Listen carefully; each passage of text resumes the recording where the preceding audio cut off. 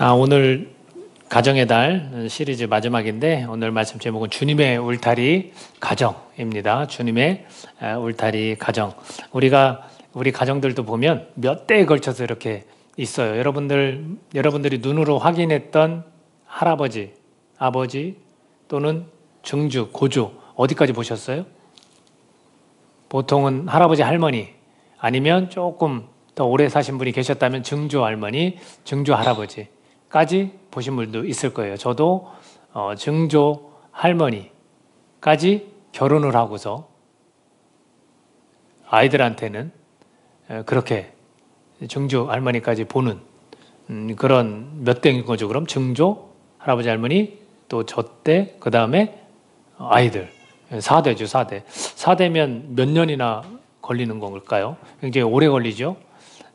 그렇게 보기가 쉽지는 않을 거예요. 근데 예전에는 그것을 더 눈으로 확인할 수 있었던 게 이 수명이 좀 더 길었던 것 같아요. 그래서 아브라함, 이사, 야곱 그리고 그 아들 지금 요셉에 이어서 오늘 이게 마지막으로 하고 있거든요. 그럼 요 4대, 요 4대도 굉장히 긴 시간에 걸쳐서 이어졌습니다.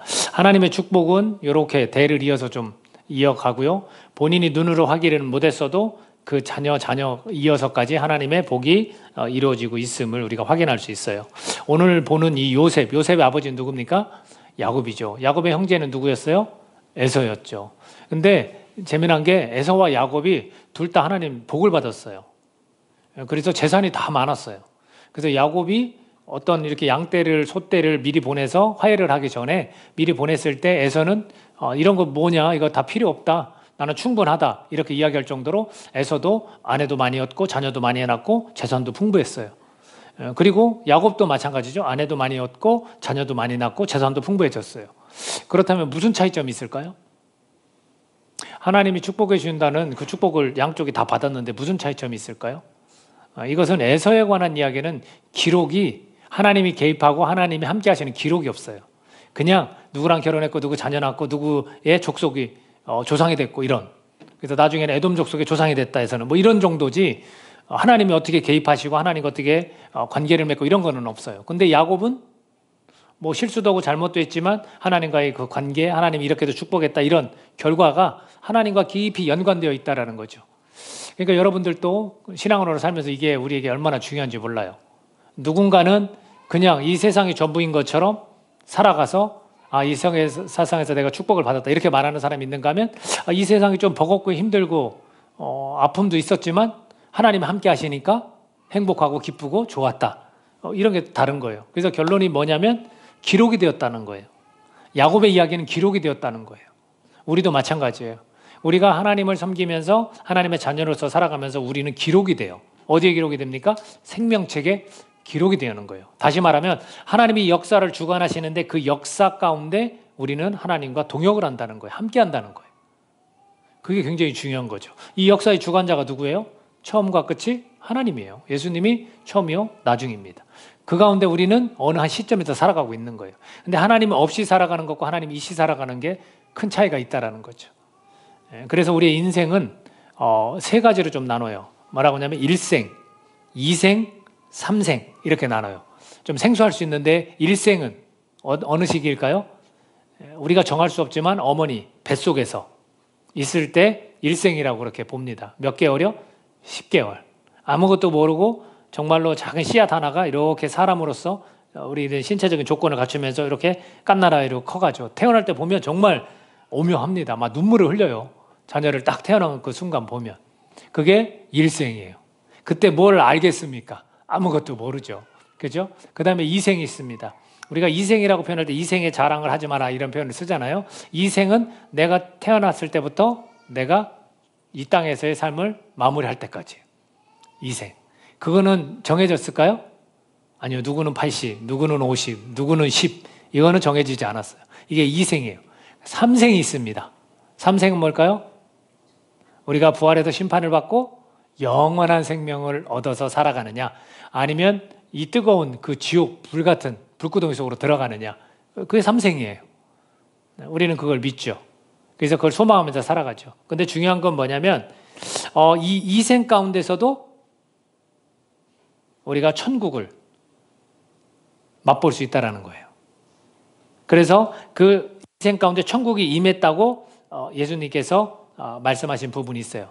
누가복음 17장에 가보면 바리새인들이 예수님께 이렇게 질문을 합니다. 하나님 나라가 어느 때에 임합니까? 그랬더니 예수님께서 뭐라고 답하시냐면 하나님 나라는 볼 수 있게 임하는 것이 아니야. 여기 있다 저기 있다 못하는 거야. 하나님 나라는 너희 안에 있다라고 말씀해 주셔요. 그럼 우리 안에서 예수님을 믿고 나의 죄가 깨끗이 씻어질 때 그 감동과 감격이 어떻게 느껴지냐면 천국과 같이 느껴지는 거예요. 새 사람이 됐을 때. 그게 천국이거든요. 평안이 왔을 때. 이 세상에 줄 수 없는 평안이 왔을 때. 그게 천국이거든요. 근데 이 천국이 그냥 그 순간만 맛보느냐? 그게 아니라는 거죠. 이 이생이라는 삶을 통해서 하나님께서는 우리에게 그 천국을 맛보도록 하셨다라는 거예요. 여러분, 하나님께서 만드신 천국을 맛보는 기관 둘이 있습니다. 두 개밖에 없어요. 여러분의 직장입니까? 여러분의 직장은 천국이 될 수가 없습니다. 어디냐면 가정과 교회입니다. 가정과 교회. 왜냐하면 그 가정과 교회의 주인이 하나님이실 때 그곳은 천국이 됩니다. 사람이 주인 되는 곳, 여러분의 직장, 하나님이 주인이 아니에요. 사람이 주인이에요. 그렇기 때문에 천국이 될 수가 없어요. 사람은 욕심이 많고 죄가 많고 그렇기 때문에 이생의 자랑을 좋아하지만 교회와 가정은 이생의 천국을 맛보는 곳이다라는 거죠. 주님께서 그렇게 계획을 하셨죠. 자, 그렇다면 여러분이 가정에서 천국을 맛봐서 교회에 옵니까? 교회에서 천국을 맛보고 가정으로 갑니까? 교회에서 천국을 맛보고 가정으로 가는 거예요. 왜냐하면 진리를 어디서부터 출발하기 때문에 그래요? 교회의 머리 대신 주님으로부터 출발하기 때문에 그래요. 그래서 우리가 진리를 배워서 가정이 천국이 되어져 가는 그런 소망을 우리가 가져야 돼요. 교회도 천국이지만 여기에서 진리를 배우고 진리신 예수 그리스도가 가정에 가서 주인이 되어줄 때 그곳에서 화해가 이루어지고 눈물이 닦아지는, 고통이 사라지는 이런 일들이 생기는 겁니다. 요셉의, 야곱의 그 아들들 중에 요셉이 가장 중요한 역할을 지금 하고 있습니다. 근데 그 역할을 한 게 오늘 말씀해 보면 이 요셉을 통해서 그 가족이 구원받는 흉년을 견디고 그 가족이 먹을 게 없어서 죽을 지경에 이르렀을 때 그 가족을 살리는 그런 일을 합니다. 그러면 요셉의 이 삶이 평탄했을까요? 그렇지 않습니다. 지금부터 그 요셉의 삶을 간추려서 말씀을 드릴게요. 이 야곱의 자녀들이 여럿 있었어요. 그죠? 레아와 라헬과 또 그 종들 비라와 실바라는 그 여종들까지 포함해서 12명의 자녀가 있었습니다. 그 중에서 요셉은 라헬, 야곱이 사랑했던 아내, 조금 더 사랑했겠죠. 거기서 태어난 아들이었고 또 나중에는 이 라헬은 베냐민이라는 야곱의 동생 하나를 낳고 세상을 떠납니다. 그래서 그런지 야곱을 조금 더 끔찍하게, 야곱은 요셉을 좀 더 끔찍하게 생각했는지도 모릅니다. 그래서 성경은 야곱을 조금 더 사랑했다 이렇게 표현을 했습니다. 근데 야곱이 요셉을 더 사랑했다 표현을 했습니다. 근데 그 요셉은 상당히 힘든 삶을 살아갈 수밖에 없었거든요. 그랬을 때 요셉이 어떤 태도로 형제들과의 관계를 맺었는지 37장 3, 4절 말씀인데 한번 같이 읽어보도록 그렇게 하겠습니다. 37장 3, 4절 말씀 읽습니다. 시작. 요셉은 노년에 얻은 아들이므로 이스라엘이 여러 아들들보다 그를 더 사랑함으로 그를 위하여 채색옷을 지었더니 그의 형들이 아버지가 형들보다 그를 더 사랑함을 보고 그를 미워하여 그에게 편안하게 말할 수 없었더라. 여기서 뭐라고 하냐면 이스라엘은 야곱을 나타내요. 야곱이 씨름에서 얻은, 하나님으로부터 얻은 이름이잖아요. 그래서 이스라엘은 여러 다른 아들보다 그를 더 사랑했다. 그래서 채색옷을 입혔어요. 이것을 보니까 좀 답답하지 않습니까? 이 야곱은 지금 편애를 하고 있는 거예요. 근데 그 편애를 누구한테 배웠을까요? 그렇죠. 엄마하고 아버지한테 배운 거예요. 엄마 아버지도, 아버지는 에서를 좋아하고 이삭은 또 리브가는 야곱을 좋아했기 때문에 그걸 눈으로 보고 배운 거예요. 그래서 우리가 사실은 우리 부모님들을 뭐라고 할 게 하나도 없어요. 우리가 부모님들 보고 사실은 좋은 것도 배우지만 좋지 않은 것도 배울 수 있기 때문에 항상 주의를 좀 해야 되는 겁니다. 그래서 채색옷을 지어 입히면 당연히 형들이 시기할 수밖에 없죠. 미워할 수밖에 없습니다. 그러니까 요셉은 미움받기 시작을 했습니다. 자, 그리고 5절 하나 더 있는데 한번 읽어보겠습니다. 시작. 요셉이 꿈을 꾸고 자기 형들에게 말하며 그들이 그를 더 미워하였더라. 자, 요셉이 이렇게 눈치가 없는 건지 자기가 꿈을 꾸는데 2번 꿈을 꿔요. 그래서 그 꿈 이야기를 합니다. 한 번은 이렇게 볕단을 묶는 데 갔는데 형들의 볕단이 내 볕단에 다 엎드려도 절하더이다. 이렇게 말을 해요. 또 하나는 해달 별들이 있습니다. 해와 달과 별들이 12개가 있는데 11개의 별이 있는데 그 별들이 나한테 절하더이다. 이렇게 얘기하면 해와 달은 엄마 아빠, 별은 11 형제를 얘기하는 거거든요. 그 꿈을 그대로 얘기해버려요. 그러면 이 형들이 듣기에 지금 아버지가 편애해서 미워합니다. 쟤만 좋은 옷 입힙니다. 거기다도 꿈 얘기를 했으니 얼마나 더 미워하겠습니까? 그리고 37장 11절에 가보니까 그의 형들은 시기하되 그의 아버지는 그 말을 간직해 두었더라. 이런 표현을 쓰거든요. 형들이 이제는 시기하는 거예요. 미움에서 더 미워하고 시기해요. 결국은 어떻게 되겠습니까? 이 요셉은요, 미움받기 시작하고 버려집니다. 아버지가 심부름 시켜서 형들한테 먹을 걸 좀 갖다 주라 했더니 형들이 저 멀리서 요셉이 오는 걸 보고 야, 꿈꾸는 자가 온다. 그 꿈대로 되나 한번 얘를 우리가 죽여보자. 이렇게 말을 해요. 우리가 얘를 죽이면 이 꿈이 이루어질까? 이렇게 이 정도로 시기를 해요. 그러니까 르우벤이라는 첫째 형이 장남이라 좀 다른지 몰라도 얘를 우리 형제들이 죽여서는 안 된다 해서 그러지 말자 해서 구덩이에 그냥 집어넣거나 또는 이게 또 다른 형제는 얘를 팔아버리자 이런 의견을 내서 결국엔 그 아이를 장사꾼들에게 팔아 넘깁니다. 그래서 요셉이 이때 형들한테 버림받고 구덩이에 있다가 장사꾼한테 팔려서 보디발이라는 친위 대장 애굽에 팔려가게 됩니다. 그게 몇 살 때였냐면 17살 때였어요. 그리고 그 채색 옷을 가지고 짐승을 잡아서 채색 옷에 피를 묻혀서 아버지한테 가져가서 형들이 거짓말을 합니다. 짐승한테 잡혀서 죽었습니다. 아버지 어떻게 했을까요? 통곡을 합니다. 통곡을. 너네 말하는 거 하나도 위로가 안 돼. 하고 통곡을 합니다. 그러니까 아들이 죽은 줄 알고 이제 살아가는 겁니다. 얼마나 가슴 아팠을까요? 사랑하는 아내도 베냐민이라는 막내를 낳고도 죽었는데 내가 사랑했던 이 요셉마저 그랬으니 그 꿈도 사실은 마음에 두고 간직하고 있었는데 형들이 그런 일을 저지릅니다. 그래서 팔려갑니다. 팔려가서 보디발이라는 친위대장 집에 갔는데 요셉이 얼마나 성실한지 지혜롭게 일 처리를 잘해서 가정 총무를 해요. 그래서 이 가정에 있는 모든 재반 모든 것들을 다 맡겨버립니다. 그리고 그곳에서 열심히 생활을 하는데 문제가 생깁니다. 어떤 문제가 생기냐면 보디발의 아내가 요셉을 보고 요셉이 외모가 잘생겼다 이런 표현을 하고 요셉을 막 유혹하기 시작을 합니다. 나랑 한 하룻밤만 자자. 나랑 동침하자. 이렇게 이야기를 합니다. 요셉은 끝까지 거절을 합니다. 그러는데 집안에 아무 사람이 없을 때 요셉과 이 여인과 보디발의 아내가 단둘이 있습니다. 그래서 다시 한번 요청을 하고 옷자락을 딱 잡습니다. 그랬을 때 요셉은 그 옷을 버려두고 도망을 갑니다. 그럴 때 보디발의 아내가 이것을 어떻게 처리하냐면 사람들을 불러서 요셉이 나를 겁탈하려고 했다. 그리고 자기 옷을 내가 소리를 지르니까 자기 옷을 벗어두고 도망갔다. 이렇게 이야기를 하고 보디발이라는 남편에게도 이야기를 해서 그 보디발이라는 친위대장 집 안에는 감옥이 있었어요. 왕의 일을 하는 사람들이 죄를 졌을 때 넣는 감옥이에요. 조금은 일반 감옥보다 좀 나았겠죠. 그래서 그 감옥에 결국에는 들어가게 됩니다. 얼마나 억울합니까? 요셉의 인생은 17살 때부터 13년 동안 이런 인생을 삽니다. 불행하고 억울함의 인생을 삽니다. 상처가 얼마나 컸겠습니까? 이거는 말로 다 표현할 수 없을 거예요. 아마 형들을 죽이고 싶었을 거예요. 복수하고 싶었을 거예요. 그런 인생을 살고 열심히 하나님 앞에서 내가 성실히 살아가는데 왜 나한테 이런 억울함이 있습니까? 내가 하나님 앞에 죄를 짓지 않게 그 여인에게도 보디발 아내에게도 이야기했는데 왜 나에게 이런 누명을 쓰게 하십니까? 이렇게 아마 하나님 앞에 원망했을지도 모릅니다. 감옥에 들어갔습니다. 감옥에 들어갔는데 또 일 처리를 잘합니다.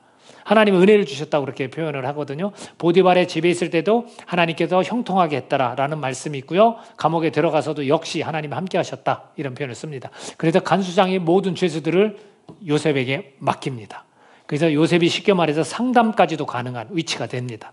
근데 그때 어느 날 왕의 일을 돕던 두 사람이 감옥에 들어왔습니다. 하나는 떡 굽는 관원장, 또 하나는 술 맡은 관원장에 들어왔습니다. 그들이 죄를 지어서 감옥에 들어왔는데 이들이 꿈을 꿔요. 이들이 꿈을 꿉니다. 꿈을 꾸는데 그 꿈을 도저히 해석할 수가 없어요. 그래서 그 꿈을 요셉이 해석을 해줍니다. 왜냐하면 아침에 얼굴빛이 근심이 가득한 걸 보고 무슨 일이 있습니까? 이렇게 요셉이 질문을 했고 내가 이런 꿈을 꿨다 해서 술 맡은 관원장이 먼저 이야기를 건넵니다. 그랬을 때 그 꿈을 이야기를 듣고 요셉이 뭐라고 하냐면 3일만 있으면 이 꿈 얘기대로 3일만 있으면 당신은 복직합니다. 왕이 다시 당신을 불러들일 겁니다. 그렇게 이야기를 합니다. 그 이야기를 듣고 떡 굽는 관원장이 그럼 내 꿈도 좀 한번 해석해 주세요 하고 했더니 그 꿈 얘기는 뭐냐면 당신은 왕으로부터 당신 죽임을 당할 겁니다. 이렇게 이야기를 해요. 그래서 실제로 그 꿈대로 됐고 요셉이 이런 부탁을 합니다. 술 맡은 관원장에게 당신이 다시금 왕한테 불려가면 나를 좀 얘기해 주십시오. 나는 히브리에서 온 사람인데 나는 죄를 진 적이 없습니다. 억울하게 감옥에 왔습니다. 그러니까 나를 좀 기억해 주십시오. 했는데 술 맡은 관원장이 그것을 까마득히 잊고 있었습니다. 그래서 만 2년이 지납니다. 계속해서 감옥 안에 있죠. 만 2년이 지나고 바로가 꿈을 꿉니다. 바로가 꿈을 꾸는데 이 꿈을 도대체 해석할 수가 없어요. 그래서 그 꿈을 점술가들 그리고 현자들한테 이야기를 했는데 아무도 해석을 못합니다. 그때 술 맡은 관원장이 기억을 해냅니다. 만 2년이 지나고서 2년 전에 저 감옥 안에 있던 한 소년이 있었는데 그 청년이 나에게 꿈을 해석해 줬습니다. 근데 그대로 됐습니다. 그래서 떡 굽는 관원장은 그대로 사형을 당했고 나는 그대로 복직을 하게 됐습니다. 이렇게 이야기를 하니까 그럼 걔를 데리고 와봐라 해서 수염을 다 깎고 옷을 입혀서 왕에 옵니다. 그래서 왕에게 꾼 꿈을 이야기를 해줍니다.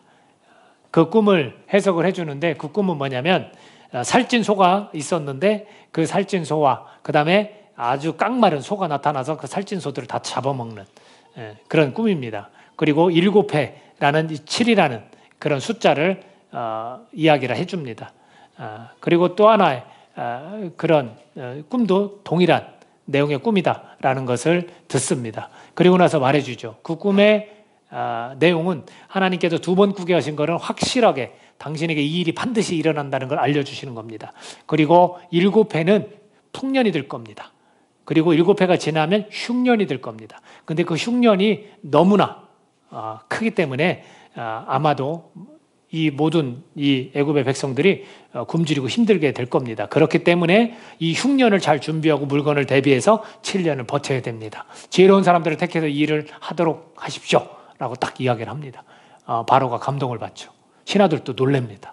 그래서 바로가 뭐라고 하냐면 이와 같은 하나님의 영에 감동된 사람이 또 있겠느냐. 왜냐하면 하나님의 얘기를 꺼냈거든요. 꿈의 해석은 하나님께 있습니다. 이런 표현을 썼거든요. 그래서 요셉이 곧바로 거기에서 총리가 됩니다. 그리고 총리가 돼서 이제 이 아버지와 형들을 만나는 이 사건이 마무리가 되는 겁니다. 근데 왜 이 형들을 만나게 됐을까? 이 형들이 사는 그곳에는 흉년이 들었기 때문에 야 애굽에 가서 먹을 것 좀 구해와라고 아버지가 보냈고 그 형들이 왔는데 그 애굽의 총리가 바로 요셉이었고 요셉은 이 형들을 몇 번의 시험을 통해서 지금 마지막에 이렇게 형들을 이렇게 품고 형들에게 이렇게 화해를 하고 눈물을 보이는 이런 장면으로 마무리를 하게 됩니다. 여러분 30세에 총리가 됐습니다. 그리고 결혼도 하고 자녀를 낳았습니다.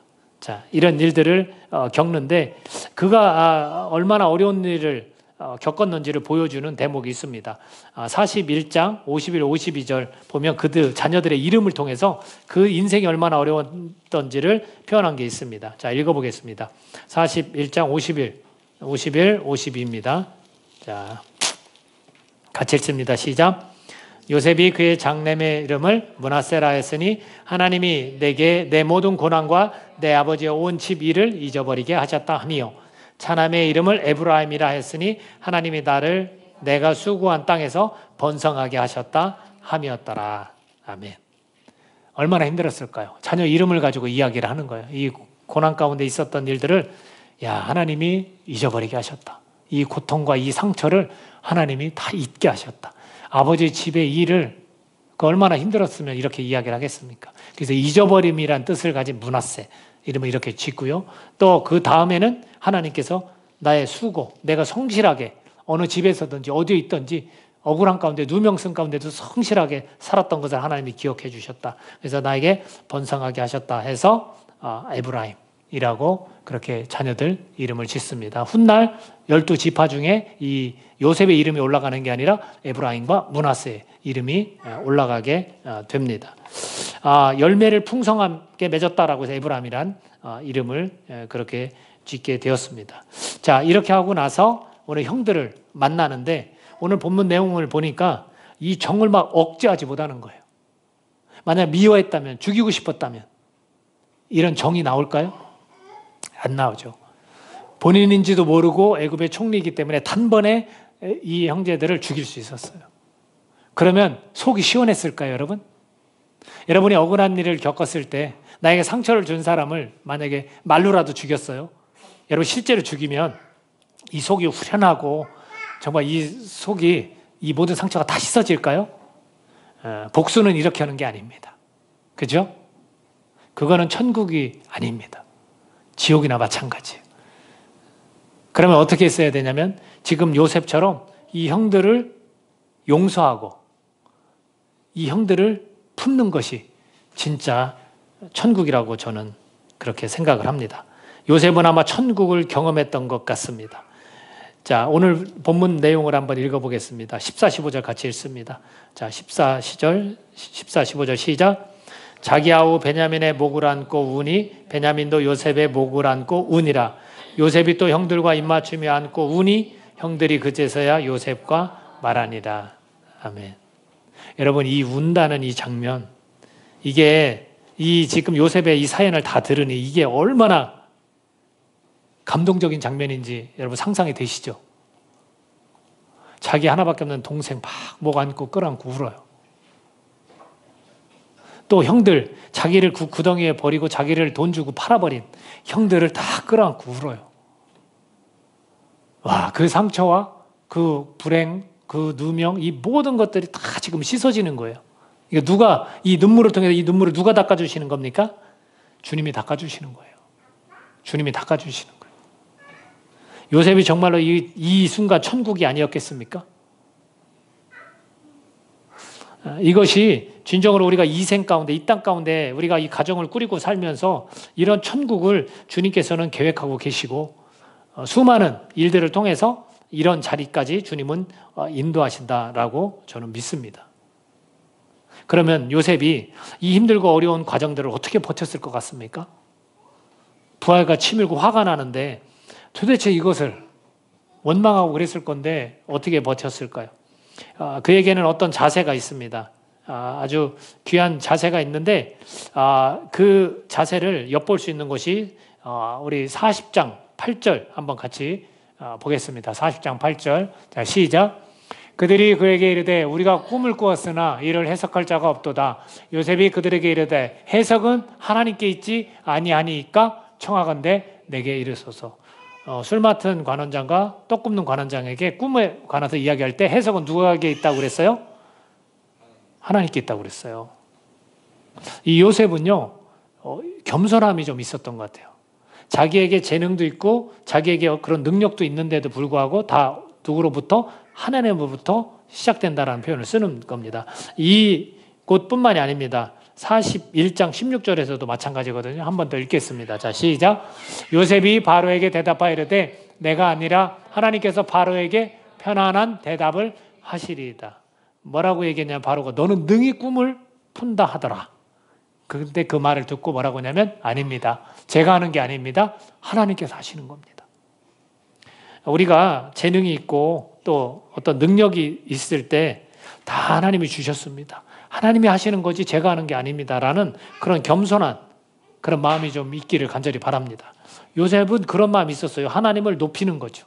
내가 낮아지면 하나님은 우리를 높이시는 거거든요. 내가 낮아지는 건 하나님을 높이는 거예요. 그랬을 때 하나님은 요셉도 총리로 높여 주신 겁니다. 아마도 이거를 볼 때 우리가 유추해낼 수 있는 거는 하나님을 의지하면서 버텼구나. 이 힘들고 어려운 것을 하나님을 의지하면서 버텼구나. 하나님이 다 보고 계시지. 내 이 억울함, 내 이 불행, 내 이 상처 하나님이 다 보고 계시지. 그것을 의지하면서 그 과정들을 잘 이겨냈더니 결국에는 천국을 맛보게 되는 인생이 되지 않았는가라는 거죠. 여러분, 우리가 이런 것들 불행 속에서도 고난 속에서도 고통 속에서도 우리가 이런 천국을 맛보려면 우리 이 가정이 주님의 울타리가 되어야 하는 겁니다. 그걸 알아야 돼요. 주님을 섬기고 주님을 믿고 주님을 의지하고 주님을 높일 때 우리는 이런 천국을 맛보게 된다라는 거죠. 우리가 이 한 달을 정리해 보면 여러분 축복이 어디에서 올까요? 하나님으로부터 오는 거예요. 아브라함에게 그 복을 약속한 분이 하나님이세요. 오늘 이 자리에서 예배를 드리는 우리 하나님의 사랑하는 자녀들한테 주님께서는 복을 주신다 말씀하십니다. 여러분 믿으세요? 우리는 기록된 이 말씀을 믿어야 되는 거예요. 오늘 이 자리에서 예배드리고 하나님이 나를 얼마나 사랑하시며 그 예수님을 보내주셔서 나의 죄를 깨끗이 씻어주고 영원한 생명을 주셨는데 이보다 더 어떻게 사랑을 표현할 수 있겠습니까? 그분께서 나에게 말씀하시는 거예요. 내가 너를 축복하노라. 축복이 어디서부터 옵니까? 하나님으로부터 오는 거예요. 여러분 사랑이 어디서부터 옵니까? 우리의 가정이 이 사랑이 회복되려면 어디서부터 옵니까?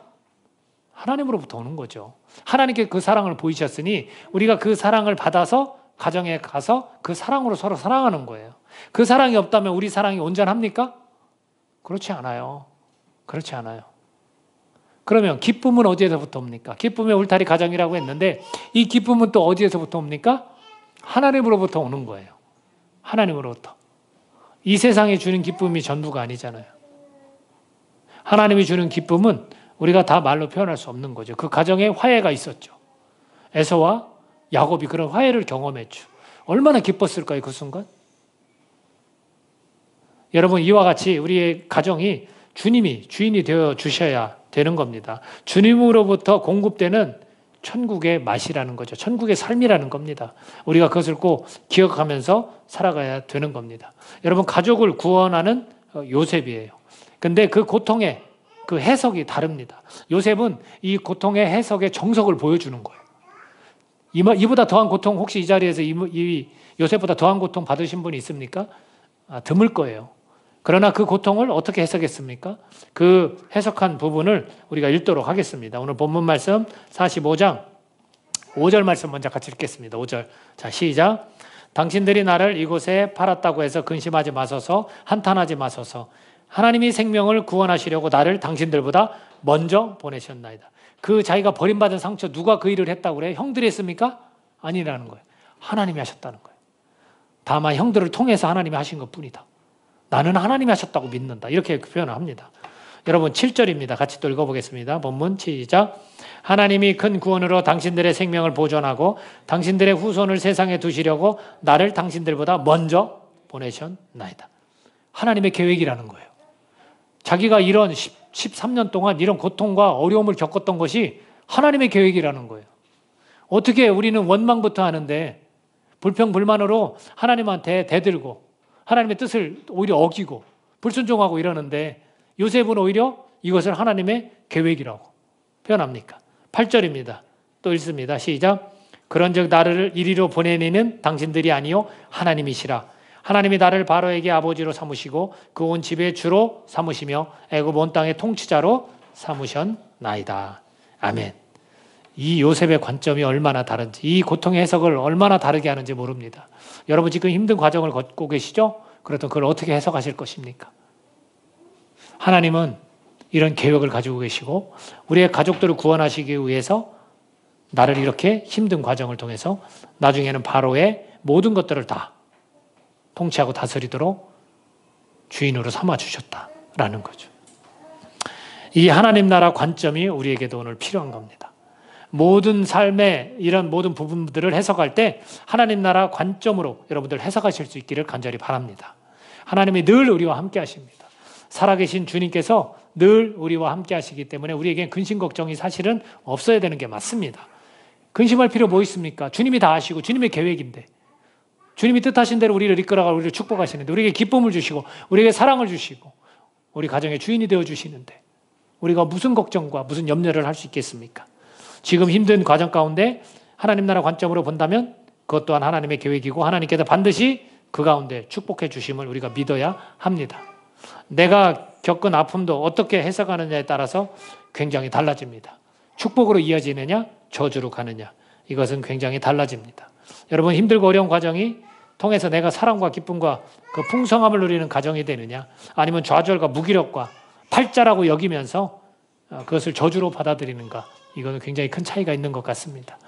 오늘 저와 여러분이 이 가정이 믿는 자들에게 선택받은 자들에겐 주님의 울타리라는 거 주님께서 우리 가정을 보호하시고 지키시고 이끄신다는 거 우리를 축복해 주시고 우리 가운데 사랑을 넘치게 하시고 우리 가운데 기쁨 가운데 살게 하시며 우리를 이 땅 가운데 천국을 맛보게 해주신다는 거 이것을 오늘 저와 여러분이 기억하고 다시 한번 이 생 가운데, 이 땅 가운데의 삶이 천국으로 이어지는 삶이 되시기를 예수님의 이름으로 축복합니다. 기도하겠습니다. 사랑해 주님 감사합니다. 요셉이 정말로 얼마나 어려운 과정을 거쳤는지